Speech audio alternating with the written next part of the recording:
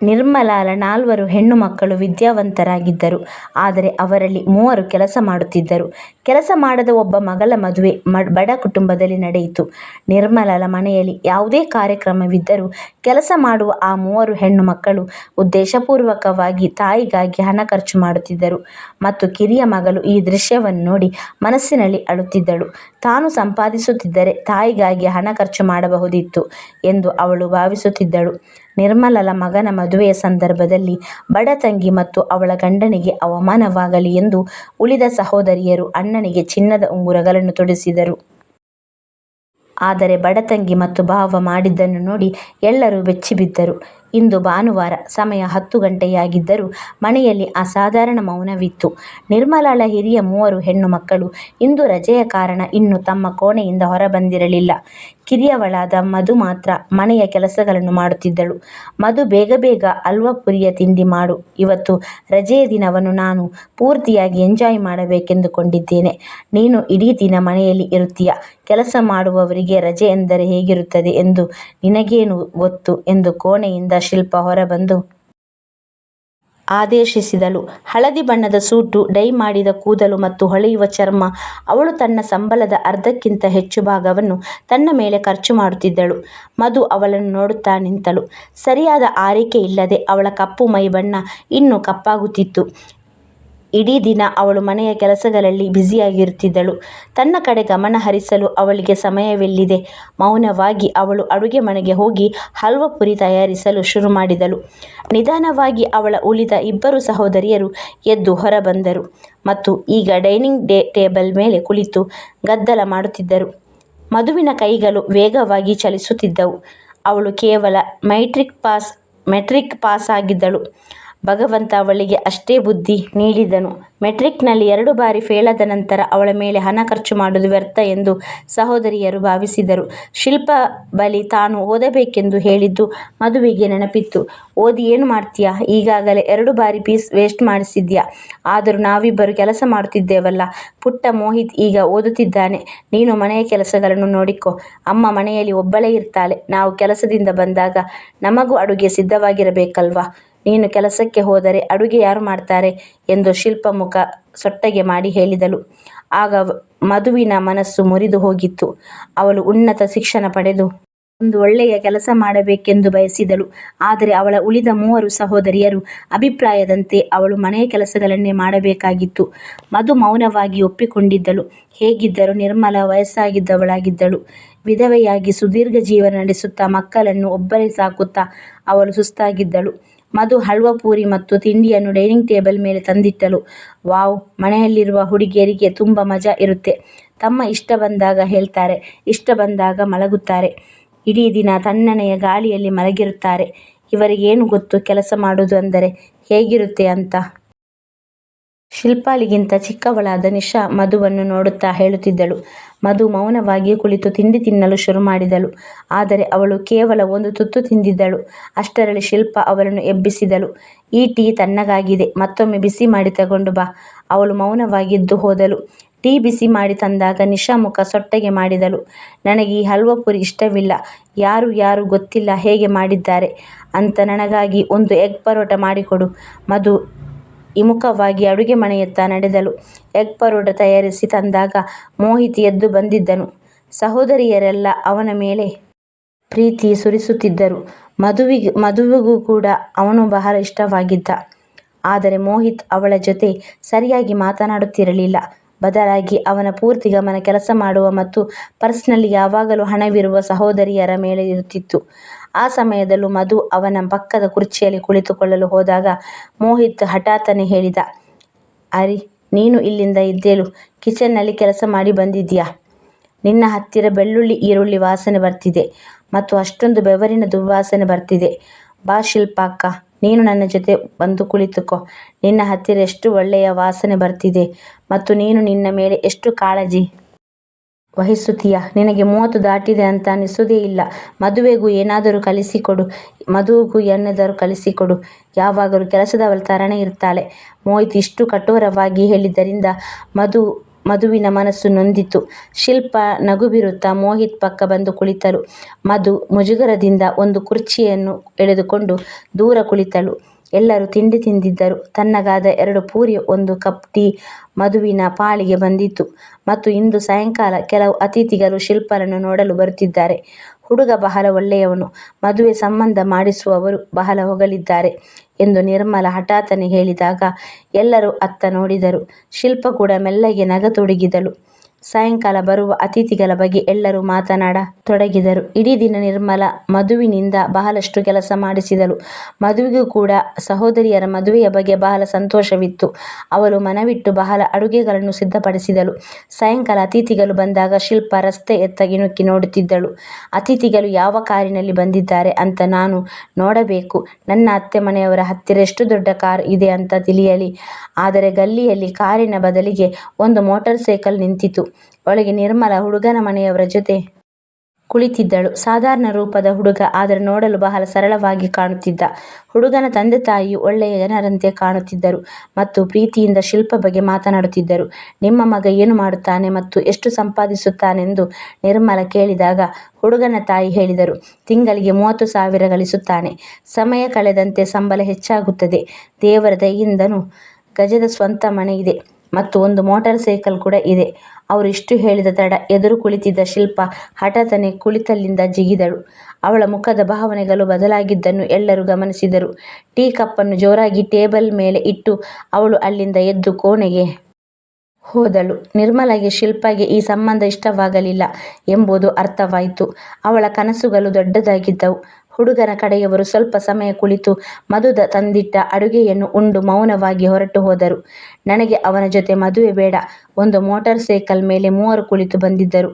ನಾನು motor cycle ಮೇಲೆ ಕುಳಿತರೆ ಎಷ್ಟು ಕೆಟ್ಟದಾಗಿ ಕಾಣುತ್ತೆ.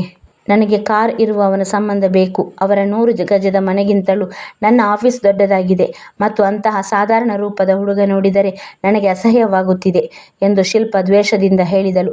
ನಿರ್ಮಲಗೆ ಬೇಸರವಾಯಿತು. ಆದರೆ ಮೋಹಿತ್ ಮತ್ತು ಮಗಳ ಮುಂದೆ ಏನನ್ನೂ ಹೇಳಲಾಗಲಿಲ್ಲ. ಆದರೆ ಎಷ್ಟು ಒಳ್ಳೆಯ ಜನರು ನಿರಾಕರಿಸುವುದು ಹೇಗೆ ಎಂದು ನಿರ್ಮಲ ಚಿಂತಿತಳಾದಳು. ಶಿಲ್ಪ ಸ್ವಲ್ಪ ಹೊತ್ತು ಯೋಚಿಸಿದಳು. ಮಧು ಅವಳ ಕೋಣೆಯನ್ನು ಕ್ಲೀನ್ ಮಾಡುತ್ತಿದ್ದಳು. ಹಠಾತ್ ಅವಳು ಹೇಳಿದಳು, ನಮ್ಮ ಮಧುವಿನ ಮದುವೆಯನ್ನು ಆ ಹುಡುಗನ ಜೊತೆ ಮಾಡಿಬಿಡು. ಹೇಗಿದ್ದರೂ ಇಬ್ಬರ ರೂಪ ಒಂದೇ ಥರ ಇದೆ. ಅವನು ಯಾವುದಕ್ಕೂ ಲಾಯಕ್ಕಿಲ್ಲ. ಇವಳು ಅಷ್ಟೇ. ಇವಳು ರೊಟ್ಟಿ ಮಾಡಿ ಅವನ ಮುಂದೆ ಇಡ್ತಾ ಇರ್ತಾಳೆ. ಅವಳು ಸಂಪಾದಿಸಿ ತರ್ತಾ ಇರ್ತಾನೆ. ಇಬ್ಬರು ಅದರಲ್ಲೇ ಖುಷಿಯಾಗಿರುತ್ತಾರೆ. ನಿನ್ನ ಒಂದು ಹೊರೆ ಕೂಡ ಕಡಿಮೆಯಾಗುತ್ತೆ. ನಾವಂತೂ ಹೇಗಿದ್ದರೂ ಕೆಲಸ ಮಾಡುವವರು. ನಿನಗೇನೋ ಟೆನ್ಷನ್ ಎಂದು ಹೇಳಿ ಶಿಲ್ಪ ಮಾತು ಮುಗಿಸಿದಳು. ಮಧು ಆಶ್ಚರ್ಯದಿಂದ ಅಕ್ಕ ತನ್ನ ಬಗ್ಗೆ ಹೇಗೆ ಮಾತನಾಡುತ್ತಿದ್ದಾಳೆ ಎಂದು ನೋಡುತ್ತಿದ್ದಳು. ಆದರೆ ನಿರ್ಮಲಗೆ ಈ ಐಡಿಯಾ ಇಷ್ಟವಾಯಿತು. ಅಂತಹ ಒಳ್ಳೆಯ ಸಂಬಂಧವನ್ನು ಕಳೆದುಕೊಳ್ಳಲು ಅವಳು ಬಯಸಿರಲಿಲ್ಲ. ಅದರಿಂದ ಮರುದಿನವೇ ಅವಳು ಫೋನ್ ಮಾಡಿ ಒಪ್ಪಿಗೆ ನೀಡಿದಳು. ಆದರೆ ಅವರಿಗೆ ಹಿರಿಯ ಮಗಳ ಬದಲಿಗೆ ಕಿರಿಯ ಮಗಳ ಸಂಬಂಧ ಇಷ್ಟವಾಗಿದೆಂದು ತಿಳಿಸಿದಳು. ಹುಡುಗನ ಕಡೆಯವರಿಗೆ ಯಾವುದೇ ಆಕ್ಷೇಪವಿರಲಿಲ್ಲ. ಅವರಿಗೆ ಮಧು ಹೆಚ್ಚು ಇಷ್ಟವಾಗಿದ್ದಳು. ಏಕೆಂದರೆ ಅವಳು ಗುಣವಂತೆಯ ಮೌನ ಸ್ವಭಾವದವಳು ಆಗಿದ್ದಳು. ಕೆಲವು ದಿನಗಳಲ್ಲಿ ಮನೆಯಲ್ಲಿ ಮದುವೆಯ ಗದ್ದಲ ಆರಂಭವಾಯಿತು. ನಿರ್ಮಲ ಮದುವೆಯ ಖರ್ಚಿಗಾಗಿ ಶಿಲ್ಪ ಮತ್ತು ಉಳಿದ ಹೆಣ್ಣು ಮಕ್ಕಳ ಹತ್ತಿರ ಹಣ ಕೇಳಿದಳು. ಆದರೆ ಎಲ್ಲರೂ ಮುಖ ಸಿಂಡರಿಸಿದರು. ಅಮ್ಮ, ಮಧು ಮದುವೆಗೆ ಇಷ್ಟೊಂದು ಖರ್ಚು ಮಾಡುವ ಅಗತ್ಯ ಏನಿದೆ? ಹೇಗಿದ್ದರೂ ಅವಳಿಗೆ ಇಷ್ಟು ದುಬಾರಿ ಬಟ್ಟೆ ಮತ್ತು ಶೂಗಳ ಅಭ್ಯಾಸವೆಲ್ಲಿದೆ? 2-3 ಜೋಡಿ ಬಟ್ಟೆ ತಂದು ಇಡು ಮತ್ತು ಮನೆಯಲ್ಲಿರುವ ಉಪಯೋಗಿಸಿದ ಪಾತ್ರೆಗಳನ್ನು ಬಾಕ್ಸ್ನಲ್ಲಿ ಹಾಕಿ ಕೊಡು, ಕೆಲಸ ನಡೆಯುತ್ತೆ ಎಂದು ಶಿಲ್ಪ ಸರಳವಾಗಿ ಹೇಳಿದಳು. ಆದರೆ ನಿರ್ಮಲಾಗೆ ಇದೆಲ್ಲ ಇಷ್ಟವಾಗುತ್ತಿರಲಿಲ್ಲ. ಆದರೆ ಅವಳ ಹತ್ತಿರ 1 ರೂಪಾಯಿ ಕೂಡ ಇರಲಿಲ್ಲ. ಮನೆಯ ಎಲ್ಲ ಖರ್ಚನ್ನು ಮಕ್ಕಳೇ ನೋಡಿಕೊಳ್ಳುತ್ತಿದ್ದರು. ಮಧುವಿನ ಮನಸ್ಸಿನಲ್ಲಿ ತನ್ನ ಮದುವೆಯ ಬಗ್ಗೆ 1000 ಆಸೆಗಳಿದ್ದವು. ಆದರೆ ಅವಳ ಎಲ್ಲ ಆಸೆಗಳ ಮೇಲೆ ಸಹೋದರಿಯರು ನೀರು ಸುರಿಸಿದರು. ವರದಕ್ಷಿಣೆ ಹೆಸರಿನಲ್ಲಿ ಮನೆಯ ಎಲ್ಲ ಹಳೆಯ ಪಾತ್ರೆಗಳನ್ನು ಬಾಕ್ಸ್ನಲ್ಲಿ ಹಾಕಿಡಲಾಯಿತು. ಹೊರಗಿನಿಂದ ಒಂದು ಚಿನ್ನದ ಸೆಟ್ ತರಿಸಲಾಯಿತು. ಅದು ಎಷ್ಟು ಹಗುರವಾಗಿತ್ತೆಂದರೆ ಎತ್ತಿದ ತಕ್ಷಣ ತುಂಡು ಆಗುವಂತಿತ್ತು. ಮಧುವಿಗೆ ತನ್ನ ಬಟ್ಟೆ ಮತ್ತು ಶೂಗಳನ್ನು ತಾನೇ ಖರೀದಿಸಬೇಕೆಂಬ ಆಸೆ ಇತ್ತು. ಆದರೆ ಶಿಲ್ಪ ತಾನೇ ಮಾರುಕಟ್ಟೆಗೆ ಹೋಗಿ ಅಗ್ಗದ 2-3 ಜೋಡಿ ಬಟ್ಟೆ ತಂದಳು. ಅರೆ, ನನ್ನ ಅಲ್ಮಾರಿಯಲ್ಲಿ ಬಟ್ಟೆಗಳ ರಾಶಿ ಇದೆ. ನಾನು ಹೊಲಿಸಿದ ಬಹಳ ದುಬಾರಿ ಮತ್ತು ಸುಂದರ ಬಟ್ಟೆಗಳಿವು. ಆದರೆ ನನಗೀಗ ಇಷ್ಟವಿಲ್ಲ. ಇದನ್ನು ಮದುವೆಗೆ ಕೊಟ್ಟು ಬಿಡೋಣ. ಶಿಲ್ಪ ತಾನು ಹಲವು ಬಾರಿ ಧರಿಸಿದ ಬಟ್ಟೆಗಳನ್ನು ತೆಗೆದು ಮಧುವಿನ ಸೂಟ್ಕೇಸ್ನಲ್ಲಿ ತುರುಕಿದಳು. ಮಧು ಇದೆಲ್ಲವನ್ನು ಮೌನವಾಗಿ ನೋಡುತ್ತಿದ್ದಳು. ಅವಳು ಅಮ್ಮನನ್ನು ಇನ್ನು ನೋಯಿಸಲು ಬಯಸಲಿಲ್ಲ. ಅವಳು ಮದುವೆಯ ದಿನ ಹತ್ತಿರ ಬಂದಾಗ ವರನ ಮನೆಯವರು ಮದುವೆಯ ಬಟ್ಟೆಯನ್ನು ಕೊಡಿಸಲು ತಮಗೆ ಸಾಧ್ಯವಾಗುತ್ತಿಲ್ಲ. ಹಾಗಾಗಿ ಮಧುವಿನ ಮನೆಯವರೇ ಲೆಹಂಗಾ ಕೊಡಿಸಲಿ ಎಂದು ಕೇಳಿಕೊಂಡರು. ಶಿಲ್ಪ ಇದನ್ನು ಕೇಳಿ ರೇಗಿ ಹೋದಳು. ಈಗ 15,000 ಲೆಹಂಗಾ ತಂದು ಕೊಡಬೇಕಾ ಈ ಮಹಾರಾಣಿಗೆ? ನನ್ನ ಬಳಿ 1 ರೂಪಾಯಿಯೂ ಇಲ್ಲ ಎಂದು ಕೂಗಾಡಿದಳು. ನಿರ್ಮಲಳ ಕಣ್ಣಲ್ಲಿ ಅಸಹಾಯಕತೆಯ ಕಣ್ಣೀರು ಬಂತು. ಅಮ್ಮನ ಮನಸ್ಸಿನಲ್ಲಿ ತನ್ನ ಬೆಲೆ ಕಡಿಮೆಯಾಗುತ್ತಿದೆ ಎಂದು ಶಿಲ್ಪಾಗೆ ಅನಿಸಿದಾಗ ತಕ್ಷಣ ನಿಶಾಲನ್ನು ಕರೆದುಕೊಂಡು ಮಾರ್ಕೆಟಿಗೆ ಹೋಗಿ ಬಾಡಿಗೆಗೆ 1 ಲೆಹಂಗಾ ತಂದಳು. ಲೆಹಂಗಾ ಚೆನ್ನಾಗಿತ್ತು. ಮದುವೆಗೆ ಇದನ್ನು ತಾನು ಖರೀದಿಸಿ ತಂದಿದ್ದೇನೆ ಎಂದು ಸುಳ್ಳು ಹೇಳಿದಳು. ಮದುವೆ ದಿನ ವರನ ಮನೆಯವರು ಮದುವೆಗೆ ಒಳ್ಳೆಯ ಉಡುಗೊರೆ ತಂದಿದ್ದರು. ಅವರು ಹಾಲ್ನಲ್ಲಿ ಮದುವೆ ಮಾಡೋಣ ಎಂದರು. ಆದರೆ ಶಿಲ್ಪ ಒಪ್ಪಲಿಲ್ಲ. ಮನೆಯಿಂದಲೇ ಬೀಳ್ಕೊಡುಗೆ ನೀಡಲಾಯಿತು. ಅವಳ ಆದೇಶದ ಮುಂದೆ ಯಾರೂ ಮಾತನಾಡಲಾಗಲಿಲ್ಲ. ಸರಳವಾಗಿ ಮಧುವಿನ ಮದುವೆ ಆರವ್ ಜೊತೆ ನಡೆಯಿತು. ಆರವ್ ಬಹಳ ಒಳ್ಳೆಯ ಮತ್ತು ಸರಳ ಮನುಷ್ಯನಾಗಿದ್ದ. ಮಧುವಿನ ಮದುವೆಯ ಎಲ್ಲ ಆಸೆಗಳನ್ನು ಪೂರೈಸಲು ಅವನು ತನ್ನ ಪೂರ್ಣ ಪ್ರಯತ್ನ ಮಾಡಿದನು. ಮಧು ಕೂಡ ದುರಾಸೆಯ ಹುಡುಗಿಯಾಗಿರಲಿಲ್ಲ. ಇಬ್ಬರು ಒಬ್ಬರನ್ನೊಬ್ಬರು ಪಡೆದು ದೇವರಿಗೆ ವಂದಿಸಿದರು. ಆರವ್ನ ರೂಪದಲ್ಲಿ ಮಧುಗೆ ಹೊಸ ಪ್ರಪಂಚವೇ ಸಿಕ್ಕಿತು. ಅವನು ಬಡವನಾಗಿದ್ದರೂ ಅವನು ಹೃದಯವಂತನಾಗಿದ್ದನು. 100 ಗಜದ ಆ ಪುಟ್ಟ ಮನೆಯಲ್ಲಿ ಆರವ್ ಮಧುವನ್ನು ರಾಣಿಯಂತೆ ಏರಿಸಿದನು. ಆದರೆ ಅವನ ಸಂಬಳ ಕಡಿಮೆ ಇತ್ತು. ಮನೆಯ ಖರ್ಚುಗಳನ್ನು ನೀಗಿಸುತ್ತಾ ತಿಂಗಳ ಕೊನೆಗೆ ಮಧು ಹೈರಾಣಾಗುತ್ತಿದ್ದಳು. ಅನೇಕ ಬಾರಿ ರೇಷನ್ ಖಾಲಿಯಾಗುತ್ತಿತ್ತು. ಬಿಲ್ ಕಟ್ಟಬೇಕಿತ್ತು ಮತ್ತು ಸಾಲಗಾರರು ಬಾಗಿಲು ತಟ್ಟುತ್ತಿದ್ದರು. ಆದರೆ ಮಧು ಮತ್ತು ಆರವ್ ಹತ್ತಿರ ಅವರಿಗೆ ನೀಡಲು 1 ಪೈಸೆ ಕೂಡ ಇರುತ್ತಿರಲಿಲ್ಲ. ಅಸಹಾಯಕರಾಗಿ ಅವರು ಮತ್ತೆ ಸಂಬಳ ಬರುವವರೆಗೂ ಕಾಯುತ್ತಿದ್ದರು. ಆದರೆ ಮಧು ಎಂದೂ ಕೂಡ ತುಟಿ ಬಿಚ್ಚಿ ದೂರು ಹೇಳಲಿಲ್ಲ. ಇತ್ತೀಚೆಗೆ ಮಧು ನಿರ್ಮಲರನ್ನು ನೋಡಲು ಮನೆಗೆ ಬಂದಾಗ ಅಲ್ಲಿ ಒಂದು ದೊಡ್ಡ ನಾಟಕವೇ ನಡೆದಿತ್ತು. ಅಮ್ಮ, ಯಾರಾದರೂ ಅತಿಥಿಗಳು ಬರ್ತಿದ್ದಾರಾ ಎಂದು ಮಧು ಕೇಳಿದಳು. ಏಕೆಂದರೆ ಅವಳ ಸಹೋದರಿಯರೆಲ್ಲ ಸಿಂಗರಿಸಿಕೊಂಡಿದ್ದರು. ನಿರ್ಮಲ ಕೂಡ ಒಳ್ಳೆಯ ಬಟ್ಟೆ ಧರಿಸಿದರು. ಅರೆ ಹೌದು ಮಗಳೇ, ಮೋಹಿತ್ ಸಂಬಂಧ ನಿಶ್ಚಯವಾಗುತ್ತಿದೆ. ಅದಕ್ಕೆ ಹುಡುಗಿಯ ಮನೆಯವರು ನಮ್ಮನ್ನು ನೋಡಲು ಬರುತ್ತಿದ್ದಾರೆ. ಹುಡುಗಿ ಡಾಕ್ಟರ್ ಮತ್ತು ಬಹಳ ಶ್ರೀಮಂತ ಕುಟುಂಬ. ನಮ್ಮ ಶಿಲ್ಪ ಈ ಸಂಬಂಧ ನೋಡಿದ್ದಾಳೆ ಎಂದು ನಿರ್ಮಲ ಹೇಳಿದಳು. ಮಧು ಮೌನವಾದಳು. ಅವಳಿಗೆ ಯಾರೂ ಇದನ್ನು ಹೇಳಿ ಇರಲಿಲ್ಲ. ಅಷ್ಟರಲ್ಲಿ ಒಳಗಿನಿಂದ ಶಿಲ್ಪ ಮತ್ತು ನಿಶಾ ಹೊರಬಂದರು. ಅವರ ಜೊತೆ ದಿಯಾ ಕೂಡ ಇದ್ದಳು. ಮೋಹಿತ್ ಸಂಬಂಧದವರು ಬರುತ್ತಿದ್ದಾರೆ. ಮದುವೆ ಆರಂಭವಾಗಲಿದೆ. ಅದಕ್ಕೆ ನಾವು ನಿನಗೆ ಗಿಫ್ಟ್ ಕೊಡೋಣ ಎಂದು ನಿರ್ಧರಿಸಿದ್ದೇವೆ. ಶಿಲ್ಪ ಮುಂದೆ ಬಂದು ಒಂದು ಸುಂದರವಾದ ಸೀರೆಯನ್ನು ಅಮ್ಮನಿಗೆ ನೀಡಿದಳು. ಇದು ಪೂರ್ತಿ 10,000ದ ಸೀರೆ ನಿಮಗಾಗಿ ನಾನು ತಂದಿದ್ದೇನೆ ಎಂದು ಶಿಲ್ಪ ಹೆಮ್ಮೆಯಿಂದ ಹೇಳಿದಳು. ನಿಶಾ ಕೂಡ ಬೇಗನೆ ಪರ್ಸ್ನಿಂದ ಚಿನ್ನದ ಬಳೆಗಳನ್ನು ತೆಗೆದು ಅಮ್ಮನ ಕೈಗೆ ತೊಡಿಸಿದಳು. ನಾನು ಬಹಳ ದಿನದಿಂದ ಹಣ ಉಳಿಸುತ್ತಿದ್ದೆ. ನಿಮಗಾಗಿ ಈ ಬಳೆ ಮಾಡಿಸಿದ್ದೇನೆ. ಪುಟ್ಟ ದಿಯಾ ಕೂಡ ಒಂದು ಬೆಲೆ ಬಾಳುವ ಕಾಶ್ಮೀರಿ ನಿರ್ಮಲೆಗೆ ನೀಡಿದಳು. ನಿರ್ಮಲ ಈ ಎಲ್ಲ ಬೆಲೆ ಬಾಳುವ ಉಡುಗೊರೆಗಳನ್ನು ನೋಡಿ ಪುಳಕಿತಳಾದಳು. ಆದರೆ ಎದುರು ಕುಳಿತಿದ್ದ ಮಧು ಮುಜುಗರದಿಂದ ನೀರಾದಳು. ಅವಳ ದೃಷ್ಟಿ ತನ್ನ ಹಳೆಯ ಚಪ್ಪಲಿಯ ಮೇಲೆ ಬಿತ್ತು. ಸೀರೆ ಕೂಡ ಹಳೆಯದನ್ನು ಹುಟ್ಟಿದಳು. ಅವಳ ಬಳಿ ಅಮ್ಮನಿಗೆ ಕೊಡಲು 1 ಪೈಸೆ ಕೂಡ ಇರಲಿಲ್ಲ. ಶಿಲ್ಪ ಅವಳನ್ನು ನೋಡಿ ನಗುತ್ತಾ ಹೇಳಿದಳು, ಅಮ್ಮನಿಗೆ ಏನು ಕೊಡಲ್ವಾ? ಈಗ ನೀನು ಮದುವೆಯಾಗಿ ಸಂಸಾರ ನಡೆಸುತ್ತಿದ್ದೀಯಾ? ಸ್ವಲ್ಪವಾದರೂ ನಾಚಿಕೆ ಪಡು. ಅಮ್ಮನನ್ನು ನೋಡಲು ಬರುವಾಗ ಏನಾದರೂ ಗಿಫ್ಟ್ ತರಬಾರದಾ? ಅರೆ, ಹೆಚ್ಚಿಲ್ಲದಿದ್ದರೂ 1 kg ಹಣ್ಣಾದರೂ ತರಬಾರದಾ? ನಿನ್ನ ಗಂಡ ಬಡವ ಅಂತ ಗೊತ್ತು ಬಿಡು. ಶಿಲ್ಪಾಳ ಮಾತು ಮಧುವಿನ ಮನಸ್ಸಿಗೆ ಚುಚ್ಚಿತು. ಉಳಿದ ಸಹೋದರಿಯರು ಅವಳನ್ನು ನೋಡಿ ಅಪಹಾಸ್ಯ ಮಾಡುತ್ತಿದ್ದರು. ನೀವುಗಳೆಲ್ಲ ನಿಮ್ಮ ನಿಮ್ಮ ಸಂಪಾದನೆಯಲ್ಲಿ ಅಮ್ಮನಿಗೆ ಗಿಫ್ಟ್ ಕೊಡಬಹುದು. ಆದರೆ ನನಗೆ ಓದಲು ಬಿಡಲಿಲ್ಲ, ಕೆಲಸ ಮಾಡಲು ಬಿಡಲಿಲ್ಲ. ಅಂದ ಮೇಲೆ ನನ್ನ ಹತ್ತಿರ ಎಲ್ಲಿಂದ ಬರುತ್ತೆ ಎಂದು ಹೇಳಬೇಕೆನಿಸಿತು. ಆದರೆ ಅವಳು ಯಾವಾಗಲೂ ಹೆದರುವವಳಾಗಿದ್ದಳು. ಇಂದು ಮೌನವಾಗಿ ಉಳಿದಳು.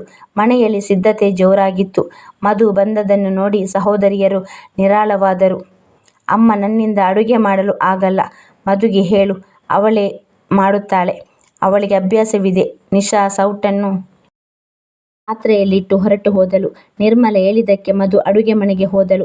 ಮೋಹಿತ್ನ ಅತ್ತೆ ಮನೆಯವರು ಸಾಯಂಕಾಲ ಬರಬೇಕಿತ್ತು. ಮಧು ಮನಸ್ಸಿಟ್ಟು ಎಲ್ಲರಿಗೂ ಅಡುಗೆ ಮಾಡಿದಳು. ಸಾಯಂಕಾಲ ಅತಿಥಿಗಳು ಬಂದಾಗ ಸಹೋದರಿಯರೆಲ್ಲ ಅವರ ಸುತ್ತುವರೆದರು. ಬಹಳ ಖುಷಿಯಿಂದ ಎಲ್ಲರೂ ಮಾತನಾಡುತ್ತಿದ್ದರು. ಹರಟೆಯ ಶಬ್ದ ಕೇಳಿಸುತ್ತಿತ್ತು. ಮಧು ಕೂಡ ಬೇಗನೆ ಅಡುಗೆ ಮುಗಿಸಿ ಒಳಗೆ ಹೋಗಲು ಹೊರಟಳು. ಆದರೆ ಹಠಾತ್ತನೆ ಯಾರೋ ಅವಳ ಕೈ ಹಿಡಿದರು. ಈ ರೂಪದಲ್ಲಿ ಒಳಗೆ ಹೋಗ್ತೀಯಾ? ನೀನು ಕೆಲಸದವಳಂತ ಅನ್ಕೊಳ್ತಾರೆ. ನಿನ್ನ ಬಟ್ಟೆ ನೋಡಿದ್ಯಾ? ಯಾವುದೋ 3rd ಕ್ಲಾಸ್ ಮಾರುಕಟ್ಟೆಯಲ್ಲಿ ತಂದ ಹಾಗಿದೆ. ಸ್ವಲ್ಪವಾದರೂ ಇತರರ ಅಂತಸ್ತಿನ ಬಗ್ಗೆ ಗಮನ ಇರಲಿ. ನಿನ್ನ ಮರ್ಯಾದೆ ಹೋದರೂ ಚಿಂತೆ ಇಲ್ಲ. ನಮ್ಮ ಮರ್ಯಾದೆ ಬಗ್ಗೆ ಯೋಚಿಸು. ಶಿಲ್ಪ ಅವಳ ಕೈ ಹಿಡಿದು ಕೋಪದಿಂದ ಹೇಳುತ್ತಿದ್ದಳು. ಮಧು ಗಾಬರಿಯಿಂದ ತನ್ನ ಬಟ್ಟೆಗಳನ್ನು ನೋಡಿಕೊಂಡಳು. ಅವಳು ಮೊದಲೇ ಒಳ್ಳೆಯ ಬಟ್ಟೆ ಹುಟ್ಟಿರಲಿಲ್ಲ. ಈಗ ಅಡುಗೆ ಮನೆ ಕೆಲಸದ ನಂತರ ಅವಳ ರೂಪ ಇನ್ನೂ ಹದಗೆಟ್ಟಿತ್ತು. ಒಳಗೆ ಬರುವ ಅವಶ್ಯಕತೆ ಇಲ್ಲದಿದ್ದರೆ ಸಂಬಂಧವೇ ಮುರಿದು ಹೋಯ್ದಿತ್ತು ಎಂದು ಶಿಲ್ಪ ಗದರಿಸಿ ಒಳಗೆ ಹೋದಳು. ಮಧುವಿನ ಕಣ್ಣಲ್ಲಿ ನೀರು ಬಂತು. ಮನೆಯ ಸಂತೋಷದಲ್ಲಿಯೂ ಅವಳನ್ನು ಸೇರಿಸಿಕೊಳ್ಳುತ್ತಿರಲಿಲ್ಲ. ಅವಳು ಅಡುಗೆ ಮನೆಯಲ್ಲಿ ಕುಳಿತುಕೊಂಡಳು. ಒಳಗಿನಿಂದ ಹರಟೆ ಮತ್ತು ನಗುವಿನ ಶಬ್ದ ಕೇಳಿಸುತ್ತಲೇ ಇತ್ತು. ಹುಡುಗಿಯ ಮನೆಯವರು ಮೋಹಿತ್ನನ್ನು ಕಂಡು ಖುಷಿಯಾದರು ಮತ್ತು ಬೇಗ ಮದುವೆ ಮಾಡಲು ಒತ್ತಾಯಿಸಿದರು. ಮಧು ಅಡುಗೆ ಮನೆಯಲ್ಲಿ ನಿಂತು ಎಲ್ಲರ ಬೇಡಿಕೆಗಳನ್ನು ಪೂರೈಸುತ್ತಿದ್ದಳು. ಅಡುಗೆಯ ನಂತರ ಟೀ ಕಾಫಿ ನೀಡಿದಳು. ಅತಿಥಿಗಳು ಹೋದ ನಂತರ ಮಧು ಮೌನವಾಗಿ ಹೊರಗೆ ಬಂದಳು. ಅರೆ ಆರವ್, ನೀನು ಬಂದ್ಯಾ ಎಂದು ನಿರ್ಮಲ ಬಾಗಿಲಲ್ಲಿ ಬಂದ ಆರವ್ನನ್ನು ನೋಡಿ ಹೇಳಿದಳು. ಅವನನ್ನು ಕಂಡ ಶಿಲ್ಪ ಅಲ್ಲಿಂದ ಎದ್ದು ಹೋದಳು. ಉಳಿದ ಸಹೋದರಿಯರು ಮುಖ ಸೊಟ್ಟಗೆ ಮಾಡಿದರು. ಬಡ ಭಾವನಿಗೆ ಗೌರವ ಕೊಡಲು ಯಾರೂ ಸಿದ್ಧವಿರಲಿಲ್ಲ. ಆರವ್ಗೆ ಮುಜುಗರವಾಯ್ತು. ಮಧು ಬೇಗನೆ ತನ್ನ ಬ್ಯಾಗ್ ತೆಗೆದುಕೊಂಡು ಬಂದಳು. ಅವಳ ಸ್ಥಿತಿಯನ್ನು ಕಂಡ ಆರವ್ ಗಾಬರಿಯಾದನು. ನಿನ್ನ ಕಣ್ಣು ಯಾಕೆ ಉಬ್ಬಿದೆ ಎಂದು ಕೇಳಿದನು. ಆದರೆ ಮಧು ಸುಳ್ಳು ಹೇಳಿದಳು. ನನಗೆ ತಲೆನೋವಿದೆ ನಿರ್ಮಲ ಬಳಿ ಹೇಳಿ ಮಧು ಮನೆಗೆ ಬಂದಳು. ಇಡೀ ದಾರಿ ಅವಳು ಮೌನವಾಗಿದ್ದಳು. ಮನೆಗೆ ಬಂದ ಮೇಲೂ ಮಧು ಅತಿಯಾಗಿ ಮೌನವಾಗಿದ್ದಾಳೆ ಎಂದು ಆರವ್ ಗಮನಿಸಿದನು. ಏನಾಯ್ತು ಮಧು, ಯಾಕೆ ಇಷ್ಟೊಂದು ಮೌನವಾಗಿದ್ಯಾ? ಏನಾದರೂ ಆಯ್ತಾ ಎಂದು ಆರು ಪ್ರೀತಿಯಿಂದ ಕೇಳಿದಾಗ ಮಧು ಸ್ವಲ್ಪ ಹೊತ್ತು ಯೋಚಿಸಿ ನಂತರ ಧೈರ್ಯದಿಂದ ಹೇಳಿದಳು. ಮೋಹಿತ್ನ ಮದುವೆ ಫಿಕ್ಸ್ ಆಗಿದೆ. 15 ದಿನದ ನಂತರ ಮದುವೆ. ಎಲ್ಲ ಸಹೋದರಿಯರು ಅಣ್ಣನಿಗೆ ಮತ್ತು ಅಮ್ಮನಿಗೆ ಏನಾದರೂ ಗಿಫ್ಟ್ ಕೊಡ್ತಾರೆ. ಆದರೆ ನನ್ನ ಹತ್ತಿರ ಕೊಡಲು ಏನೂ ಇಲ್ಲ. ಮಧುವಿನ ಮಾತು ಕೇಳಿ ಆರವ್ ಒಂದು ಕ್ಷಣ ಮೌನವಾದನು. ನಿನಗೆ ಗೊತ್ತು ಮಧು, ನನ್ನ ಸಂಬಳದಲ್ಲಿ ಮನೆಯ ಖರ್ಚುಗಳೇ ಕಷ್ಟವಾಗುತ್ತಿದೆ. ಅಮ್ಮನ ಔಷಧಿ, ತಂದೆಯವರ ಆಪರೇಷನ್ ಹಣ ಉಳಿಸಬೇಕಿದೆ. ಇವೆಲ್ಲ ಸಂಬಳದಲ್ಲೇ ಮಾಡಬೇಕು. ಇಂಥ ಸಮಯದಲ್ಲಿ ದುಬಾರಿ ಗಿಫ್ಟ್ ಕೊಡಲು ನನಗೆ ಸಾಧ್ಯವಿಲ್ಲ. ಆರವ್ನ ಧ್ವನಿಯಲ್ಲಿ ಮುಜುಗರವಿತ್ತು. ಮಧು ಗಾಬರಿಯಾದಳು. ಅವಳು ಆರವ್ನನ್ನು ನೋಯಿಸಲು ಬಯಸಿರಲಿಲ್ಲ. ಅವನು ಎಷ್ಟು ಒಳ್ಳೆಯವನು ಎಂಬುದು ಅವಳಿಗೆ ತಿಳಿದಿತ್ತು. ಇಂತಹ ಬೇಡಿಕೆಯನ್ನು ಇಟ್ಟು ಅವನ ಮನಸ್ಸನ್ನು ನೋಯಿಸಲು ಅವಳು ಬಯಸಲಿಲ್ಲ. ಅವಳು ವಿಷಯವನ್ನು ಬದಲಿಸಿದಳು ಮತ್ತು ಸ್ವಲ್ಪ ಹೊತ್ತಿನ ನಂತರ ಅವರಿಬ್ಬರು ಬೇರೆ ಯಾವುದೋ ವಿಷಯದ ಬಗ್ಗೆ ಖುಷಿಯಿಂದ ಮಾತನಾಡತೊಡಗಿದರು. ಆದರೆ ಮಧು ಮನಸ್ಸಿನಲ್ಲಿ ಮೋಹಿತ್ ಮದುವೆಯಲ್ಲಿ ತನಗೆ ಮತ್ತು ಆರುಗೆ ಅವಮಾನವಾಗದಂತೆ ನೋಡಿಕೊಳ್ಳಬೇಕೆಂದು ನಿರ್ಧರಿಸಿದಳು. ಮದುವೆಯ ಸಿದ್ಧತೆ ಜೋರಾಗಿ ನಡೆಯುತ್ತಿತ್ತು. ನಿರ್ಮಲ ಪ್ರತಿದಿನ ಮಧುವನ್ನು ಮನೆಗೆ ಕರೆಯುತ್ತಿದ್ದರು.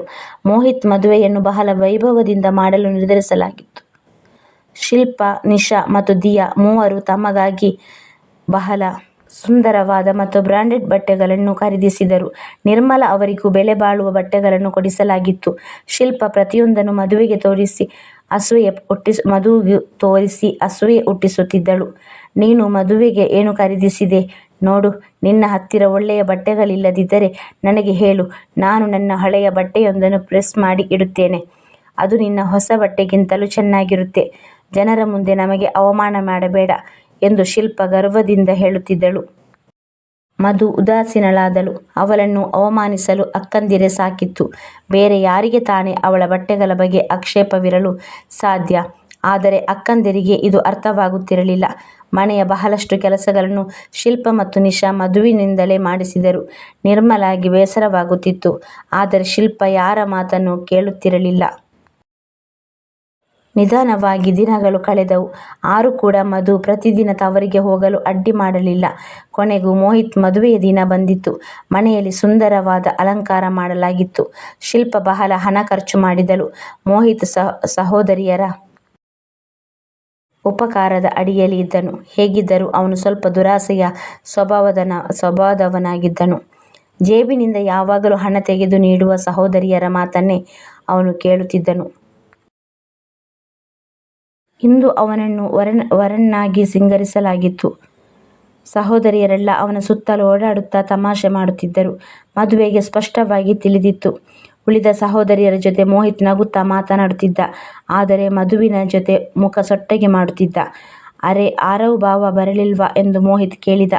ಅವನು ಬಂದೇ ಬರ್ತಾನೆ. ಆ ಮೋಟಾರ್ ಸೈಕಲ್ ಸದ್ದು ಮಾಡಿಕೊಂಡು ಬರಲಿ. ನೀನು ಅವನಿಗಾಗಿ ಕಾಯಲು ಅವನೇನು ಲ್ಯಾಂಡ್ ಕ್ರೂಸರ್ನಲ್ಲಿ ಬರ್ತಿದ್ದಾನಾ? ಎಂದು ನಿಶಾ ಅಪಹಾಸ್ಯದಿಂದ ಹೇಳಿದಾಗ ಎಲ್ಲರೂ ಜೋರಾಗಿ ನಕ್ಕರು. ಮಧುಗೆ ಬಹಳ ಮುಜುಗರವಾಯಿತು. ಮೋಹಿತ್ನನ್ನು ಮದುವೆ ಮಂಟಪಕ್ಕೆ ಕರೆತರಲಾಯಿತು. ಮೆರವಣಿಗೆ ಆರಂಭವಾಗುವಾಗ ಆರು ಕೂಡ ತನ್ನ ಕುಟುಂಬದವರೊಂದಿಗೆ ಬಂದನು. ಮದುವೆ ಹಾಲ್ ಹತ್ತಿರದಲ್ಲೇ ಇತ್ತು. ಹಾಲ್ ತಲುಪಿದಾಗ ಹುಡುಗಿಯ ಮನೆಯವರು ಭವ್ಯವಾಗಿ ಸ್ವಾಗತಿಸಿದರು. ಮಧು ಮೌನವಾಗಿ ಎಲ್ಲರಿಗಿಂತ ಹಿಂದೆ ಹೋಗುತ್ತಿದ್ದಳು. ಅವಳು ಆ ಶ್ರೀಮಂತ ಜನರ ಮಧ್ಯೆ ಒಬ್ಬಳಾಗಿ ಕಾಣುತ್ತಲೇ ಇರಲಿಲ್ಲ. ವಿವಾಹವಾದ ನಂತರ ಮೋಹಿತ್ನನ್ನು ವೇದಿಕೆಯ ಮೇಲೆ ಕೂರಿಸಲಾಯಿತು. ಶಿಲ್ಪಾ, ನಿಶಾ ಮತ್ತು ದಿಯಾ ದುಬಾರಿ ಬಟ್ಟೆಗಳನ್ನು ಧರಿಸಿ ಮೇಕಪ್ ಮಾಡಿಕೊಂಡು ಹೆಮ್ಮೆಯಿಂದ ಕುಳಿತಿದ್ದರು. ನಿರ್ಮಲ ಕೂಡ ಬೆಲೆಬಾಳುವ ಬಟ್ಟೆ ಧರಿಸಿ ಕುಳಿತಿದ್ದಳು. ಎಲ್ಲ ಸಂಬಂಧಿಕರು ಅಲ್ಲಿ ನೆರೆದಿದ್ದರು. ಕ್ಯಾಮರಾಗಳು ಸ್ಟೇಜ್ ಕಡೆಗೆ ಇದ್ದವು. ಇಂತಹ ಸಮಯದಲ್ಲಿ ಶಿಲ್ಪಾ ತನ್ನ ಜಾಗದಿಂದ ಎದ್ದು ನಿಂತಳು. ಮೋಹಿತ್ ನಮ್ಮ 4 ಸಹೋದರಿಯರ ಒಬ್ಬನೇ ತಮ್ಮ. ನಾವು ನಮ್ಮ ಬದುಕನ್ನು ಕಟ್ಟಿಕೊಳ್ಳುವ ಮುನ್ನ ಅವನ ಮದುವೆ ಮಾಡಬೇಕೆಂದು ನಿರ್ಧರಿಸಿದೆವು ಎಂದು ಮೋಹಿತ್. ಮದುವೆಯಲ್ಲಿ ನಾವೆಲ್ಲ ಸಹೋದರಿಯರು ಅವನಿಗೆ ಗಿಫ್ಟ್ ಕೊಡಲು ಬಯಸುತ್ತೇವೆ. ಶಿಲ್ಪಾಳ ಮಾತು ಕೇಳಿ ಸಂಬಂಧಿಕರೆಲ್ಲ ಕುತೂಹಲದಿಂದ ಸ್ಟೇಜ್ ಕಡೆ ನೋಡಿದರು. ಎಲ್ಲ ಸಹೋದರಿಯರು ಮೋಹಿತ್ ಪಕ್ಕ ಸೇರಿದರು. ಮಧು ಮಾತ್ರ ಸ್ವಲ್ಪ ದೂರದಲ್ಲಿ ನಿಂತಿದ್ದಳು. ಶಿಲ್ಪಾ ಅವಳತ್ತ ಒಂದು ನೋಟ ಬೀರಿದಳು. ಅವಳನ್ನು ಹೇಗೆ ಅವಮಾನಿಸಲಾಗುತ್ತದೆ ಎಂಬುದು ಮಧುಗೂ ತಿಳಿದಿರಲಿಲ್ಲ. ಆ ಉಂಗುರ ಮೋಹಿತ್ಗೆ. ಶಿಲ್ಪಾ ತನ್ನ ಪರ್ಸ್ನಿಂದ ಒಂದು ಬೆಲೆಬಾಳುವ ಚಿನ್ನದ ಉಂಗುರವನ್ನು ತೆಗೆದು ಮೋಹಿತ್ಗೆ ತೊಡಿಸಲು ಹೋದಳು. ಅವನು ಆಶ್ಚರ್ಯದಿಂದ ನೋಡಿದ. ಈ ಉಂಗುರ ನಾವು 3 ಸಹೋದರಿಯರು ಪರವಾಗಿ. ಆಗ ಒಬ್ಬ ಸಂಬಂಧಿ ಹೇಳಿದರು, ಅರೆ ಮಧು, ಏನು ಕೊಟ್ಟಳು ನೀನು? ಅವಳ ಹೆಸರು ಹೇಳಲೇ ಇಲ್ಲ. ಈ ಮಾತಿಗೆ ಶಿಲ್ಪಾಳ ಮುಖದಲ್ಲಿ ಗರ್ವದ ನಗು ಮೂಡಿತು. ಹೌದು ಮಧು, ನೀನು ಮತ್ತು ಆರವ್ ಮೋಹಿತ್ಗೆ ಏನು ತಂದಿದ್ದೀರಿ? ಹೇಗಿದ್ದರೂ ನೀನೊಬ್ಬಳೇ ಮದುವೆಯಾದ ತಂಗಿ ಮತ್ತು ಆರವ್ ಒಬ್ಬನೇ ಭಾವ. ನೀವು ಕೂಡ ಏನಾದರೂ ಕೊಡಲೇಬೇಕಲ್ವಾ? ಮಧುವಿನ 3 ಸಹೋದರಿಯರು ಅಪಹಾಸ್ಯದಿಂದ ಅವಳನ್ನು ನೋಡುತ್ತಿದ್ದರು. ಅವಳ ಹತ್ತಿರ ಕೊಡಲು ಎಲ್ಲಿ ಅಂತಸ್ತು ಇದೆ? ಅವಳ ಕಡೆ ಜಾಸ್ತಿ ನೋಡಬೇಡಿ. ಎಲ್ಲಿ ಏನಾದರೂ ಕೇಳಿಬಿಡ್ತಾಳೋ ಏನೋ. ಬಹುಶಃ ಇವಳು ಈ ತಿಂಗಳ ರೇಷನ್ ಅಥವಾ ಕರೆಂಟ್ ಬಿಲ್ ಕಟ್ಟಲು ಹಣ ಕೊಡಿ ಎಂದು ಕೇಳಬಹುದು. ನಿಶಾಳ ಮಾತಿಗೆ ಎಲ್ಲರೂ ನಕ್ಕರು. ಮಧುಗೆ ಬಹಳ ಅವಮಾನವೆನಿಸಿತು. ಆದರೆ ಸರಿಯಾಗಿ ಅದೇ ಕ್ಷಣದಲ್ಲಿ ಆರವ್ ಅವಳ ಪಕ್ಕ ಬಂದು ನಿಂತನು. ಮಧು ನಗುತ್ತಾ ಅವನ ಕಡೆ ನೋಡಿದಳು. ಮೋಹಿ, ನಾನು ನಿನ್ನ ಒಬ್ಬನೇ ಭಾವ. ನಾನು ಮತ್ತು ಮಧು ನಿನಗಾಗಿ ಮದುವೆಯ ಉಡುಗೊರೆ ತಂದಿದ್ದೇವೆ ಎಂದು ಆರವ್ ನಗುತ್ತಾ ಹೇಳಿ ಮದುವೆಗೆ ಸನ್ನೆ ಮಾಡಿದನು. ಮದುವೆ ಎಲ್ಲರೂ ಆಶ್ಚರ್ಯದಿಂದ ಅವರಿಬ್ಬರನ್ನೇ ನೋಡುತ್ತಿದ್ದರು. ಮಧು ಮತ್ತು ಆರವ್ ಮುಂದೆ ಹೋಗಿ ಒಂದು ಲಕೋಟೆಯನ್ನು ಮೋಹಿತ್ಗೆ ನೀಡಿದರು. ಮೋಹಿತ್ ಆಶ್ಚರ್ಯದಿಂದ ನೋಡಿದ. ಅವನ ಪತ್ನಿ ಆರತಿ ಕೂಡ ಆಶ್ಚರ್ಯಗೊಂಡಳು.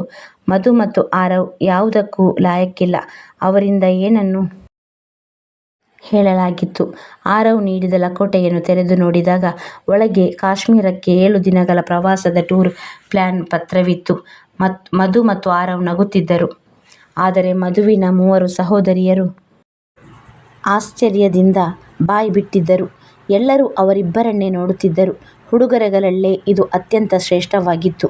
ಏಕೆಂದರೆ ಇದು ಮೋಹಿತ್ ಪತ್ನಿಗೂ ಬಹಳ ಇಷ್ಟವಾಗಿತ್ತು. ಅವಳು ಬಹಳ ಸಂತೋಷದಿಂದ ತನ್ನ ನಾದಿನಿಯನ್ನು ನೋಡುತ್ತಿದ್ದಳು. ಆರತಿ ಪ್ರೀತಿಯಿಂದ ಮಧುವಿನ ಕೈ ಹಿಡಿದು ಹೇಳಿದಳು, ಥ್ಯಾಂಕ್ ಯು. ನೀವು ನಿಜವಾಗಿಯೂ ಬಹಳ ಒಳ್ಳೆಯವರು. ಉಳಿದವರೆಲ್ಲ ಮೋಹಿತ್ಗೆ ಗಿಫ್ಟ್ ಕೊಟ್ಟರು. ಆದರೆ ನೀವು ನನ್ನ ಬಗ್ಗೆ ಯೋಚಿಸಿ ಗಿಫ್ಟ್ ಕೊಟ್ಟಿದ್ದೀರಿ. ನನಗೆ ಇಷ್ಟವಾಗುವ ಉಡುಗೊರೆ ನೀಡಿದ್ದೀರಿ. ನನ್ನ ಮನಸ್ಸಿನಲ್ಲಿ ನಿಮ್ಮ ಬಗ್ಗೆ ಗೌರವ ಹೆಚ್ಚಾಗಿದೆ. ಅವಳ ಮಾತಿಗೆ ಮಧು ನಕ್ಕಳು. ಉಳಿದ 3 ಸಹೋದರಿಯರು ಹೊಟ್ಟೆಕಿಚ್ಚಿನಿಂದ ಬೇಯುತ್ತಿದ್ದರು. ಮಧು ಮತ್ತು ಆರವ್ ಹತ್ತಿರ ಇಷ್ಟೊಂದು ಹಣ ಎಲ್ಲಿಂದ ಬಂತು ಎಂದು ಅವರಿಗೆ ನಂಬಲು ಸಾಧ್ಯವಾಗುತ್ತಿರಲಿಲ್ಲ. ಎಲ್ಲ ಸಂಬಂಧಿಕರು ಮಧು ಮತ್ತು ಆರವ್ನನ್ನು ಹೊಗಳುತ್ತಿದ್ದರು. ಮಧುಗೆ ತಿಳಿದಿತ್ತು, ಇಂದು ಅವಳು ಅತ್ತಿಗೆ ಮನಸ್ಸಿನಲ್ಲಿ ಸ್ಥಾನ ಗಳಿಸಿದ್ದಾಳೆ. ಈಗ ಜೀವನ ಪರ್ಯಂತ ತವರಿನಲ್ಲಿ ಅವಳ ಗೌರವ ಹೆಚ್ಚಾಗಿರುತ್ತದೆ. ಆರತಿ ಕೂಡ ತನ್ನ ಉಳಿದ ನಾದಿನಿಯರನ್ನು ಅವರ ಗೌರವದ ಕಾರಣದಿಂದ ದ್ವೇಷದ ದೃಷ್ಟಿಯಿಂದ ನೋಡುತ್ತಿದ್ದಳು. ಮದುವೆಯ ಉಳಿದ ಶಾಸ್ತ್ರಗಳು ನಡೆಯುವಾಗ ಶಿಲ್ಪಾ ಮತ್ತು ಉಳಿದ ಸಹೋದರಿಯರು ಮಧುವಿನ ಬಳಿ ಓಡಿ ಬಂದರು. ಬಹಳ ಚಾಲಾಕಿ ನೀನು. ಇಷ್ಟೊಂದು ಹಣ ಎಲ್ಲಿಂದ ಬಂತು? ಸತ್ಯ ಹೇಳು. ನಮ್ಮ ಮನೆಯಿಂದ ಹಣ ಕದ್ದಿದ್ದೀಯಾ ಎಂದು ಶಿಲ್ಪಾ ಕೇಳಿದಾಗ ಮಧು ನಕ್ಕಳು. ನೀವು ಜೀವನ ಪೂರ್ತಿ ನನ್ನನ್ನು ಕೆಳಗೆ ಹಾಕಲು ಪ್ರಯತ್ನಿಸುತ್ತಿದ್ದೀರಿ. ಆದರೆ ಭಗವಂತನ ಮೇಲೆ ನಂಬಿಕೆ ಇರುವವರಿಗೆ ಏನೂ ಆಗಲ್ಲ ಎಂಬುದು ನಿಮಗೆ ಮರೆತು ಹೋಗಿದೆ. ಮೋಹಿತ್ಗೆ ಏನಾದರೂ ಗಿಫ್ಟ್ ಕೊಡಬೇಕೆಂದು ನನಗೆ ತಿಳಿದಿತ್ತು. ನಾನು ಬಹಳ ದಿನಗಳಿಂದ ಸಾಯಂಕಾಲ ಟ್ಯೂಷನ್ ಹೇಳಿಕೊಡಲು ಶುರು ಮಾಡಿದ್ದೇನೆ. ಆ ಹಣದಲ್ಲಿ ಒಂದು ಚೀಟಿ ಹಾಕಿದ್ದೆ. ಈ ಬಾರಿ ನನಗೆ ಚೀಟಿ ಹಣ ಸಿಕ್ಕಿತು. ಅದೇ ಹಣದಿಂದ ಮೋಹಿತ್ ಅಣ್ಣನಿಗೆ ಹನಿಮೂನ್ ಪ್ಯಾಕೇಜ್ ತಂದಿದ್ದೇನೆ. ನನಗೆ ಯಾವುದೇ ಬೇಸರವಿಲ್ಲ, ಏಕೆಂದರೆ ಅಣ್ಣ ಮತ್ತು ಅತ್ತಿಗೆಯ ಸಂತೋಷದಲ್ಲೇ ನನ್ನ ಸಂತೋಷವಿದೆ ಎಂದು ಮಧು ನಗುತ್ತಾ ಹೇಳುತ್ತಿದ್ದಳು. ಅವಳ ಸಹೋದರಿಯರ ಮುಖ ದ್ವೇಷದಿಂದ ಕಪ್ಪಾಯಿತು. ಆರವ್ ಊಟದ ಪ್ಲೇಟ್ ಹಿಡಿದು ಮಧು ಹತ್ತಿರ ಬಂದ. ಯಾಕೆ ಇಲ್ಲಿ ನಿಂತಿದ್ಯಾ? ಬೇಗ ಊಟ ಮಾಡು. ನಿನಗೆ ಗೊತ್ತು ತಾನೆ ನನಗೆ ನಿನ್ನ ಬಗ್ಗೆ ಎಷ್ಟು ಕಾಳಜಿದೆ ಎಂದು ಅವನು ಅವಳ ಮುಖವನ್ನು ಪ್ರೀತಿಯಿಂದ ನೋಡುತ್ತಾ ಹೇಳುತ್ತಿದ್ದ. ಶಿಲ್ಪ ಮತ್ತು ನಿಶಾ ಇದನ್ನು ನೋಡಿ ಬೆರಗಾದರು. ಬಡತನವಿದ್ದರೂ ಮಧು ಯಾಕೆ ಇಷ್ಟೊಂದು ಸುಖವಾಗಿದ್ದಾಳೆ ಎಂಬುದು ಅವರಿಗೀಗ ತಿಳಿಯಿತು. ಅವಳ ಮುಖದಲ್ಲಿ ಇಂತಹ ನಗು ಮತ್ತು ಹೊಳಪು ಏಕಿದೆ, ಏಕೆಂದರೆ ಅವಳ ಹತ್ತಿರ ನಿಜವಾದ ಐಶ್ವರ್ಯವಿತ್ತು. ಅದು ಅವಳ ಗಂಡನ ಪ್ರೀತಿ. ಇದು ಆ ಮೂವರಿಗೂ ಸಿಕ್ಕಿರಲಿ. ಮಧು ಮತ್ತು ಆರವ್ ನಗುತ್ತಾ ಮಾತನಾಡುತ್ತಿದ್ದರು. ಆರವ್ ಅವಳಿಗೆ ಪ್ರೀತಿಯಿಂದ ಊಟ ಮಾಡಿಸುತ್ತಿದ್ದನು, ಅವಳೊಂದಿಗೆ ಪ್ರೀತಿಯಿಂದ ಮಾತನಾಡುತ್ತಿದ್ದನು. ಆದರೆ ಅವಳ ಉಳಿದ ಸಹೋದರಿಯರು ತಮ್ಮ ದುಬಾರಿ ಬಟ್ಟೆ ಮತ್ತು ಶೂಗಳಿಂದ ಒಬ್ಬಂಟಿಯಾಗಿ ನಿಂತಿದ್ದರು. ಮೋಹಿತ್ ಕೂಡ ತನ್ನ ಪತ್ನಿಯ ಜೊತೆ ಕುಳಿತು ಸಹೋದರಿಯರನ್ನು ಸಂಪೂರ್ಣವಾಗಿ ಮರೆತಿದ್ದನು. ಮಧುವಿನ ಸಹೋದರಿಯರಿಗೆ ಈಗ ಅರಿವಾಗುತ್ತಿತ್ತು. ನಾವು ಜೀವನ ಪೂರ್ತಿ ಹಣದ ಅಮ್ಮಿನಿಂದ ಅವಳನ್ನು ಕೆಳಗೆ ಹಾಕಲು ಪ್ರಯತ್ನಿಸುತ್ತಿದ್ದೆವು. ಆದರೆ ಇಂದು ವಧುವಿನ ಮುಂದೆ ತಮ್ಮ ಅಂತಸ್ತು ಶೂನ್ಯವಾಗಿತ್ತು.